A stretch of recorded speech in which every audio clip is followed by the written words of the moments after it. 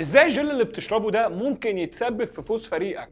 المهم، اكياس الجل دي عباره عن سائل تقيل عالي الكربوهيدرات. لعيبه الكره بتستخدمه لان متوسط المسافه اللي بيقطعوها في الماتش الواحد من 10 ل 13 كيلومتر، وده بيحصل بفضل الجلايكوجين، وده مخزون الجسم من الجلوكوز في العضلات والكبد، وبيتم تكسيره اثناء اللعب عشان يبقى مصدر الطاقه الاساسي في الجسم. ومع تطور الكوره المتطلبات البدنيه بترتفع، فهنا بيجي احتياج اللعيبه للجل ده، لان مع بذل الطاقه بيبدا الجلايكوجين يقل، وبالتالي الاداء بيقل. الجل ده افضل من الحلويات والمشروبات لانه بيمتص ما يصل الى 90 جرام كربوهيدرات في الساعه، وده اكتر من اي مشروبات تقليديه او حلويات. اهميه الجل ده بقى بتظهر في الدقائق الاخيره عشان اللعيبه بتكون جابت اخرها، فلما تاخده بيفوقك وريتمك بيعلى والسبرنتات والضغط بيزيد. عشان كده لو بصيت على معظم الفرق المتماسكه او اللي بيسجلوا اهداف في اخر دقايق هتلاقيهم بيستخدموه، لانه بيحافظ على قوه اللعيبه الجسديه والذهنيه لاخر ثانيه. تعرف تقول لي بقى ايه الوقت المثالي اللي تاخد فيه الجل ده؟